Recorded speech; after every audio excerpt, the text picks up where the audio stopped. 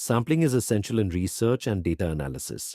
It allows us to study a portion of the population to make conclusions about the whole. Probability sampling is the gold standard for statistical research.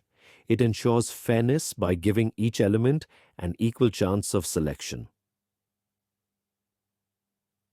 Unlike probability sampling, non-probability methods rely on subjective criteria. These methods are often used when random selection isn't feasible. In simple random sampling, selection is purely by chance. Think of it like picking names from a hat. Stratified sampling ensures diversity by dividing the population into meaningful categories before selection. This method provides structure to random sampling.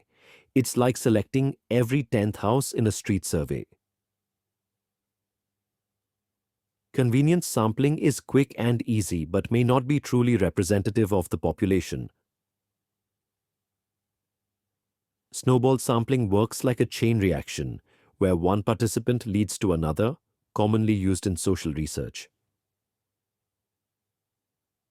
To sum up, probability sampling is ideal for statistical analysis, while non-probability sampling is useful in practical situations.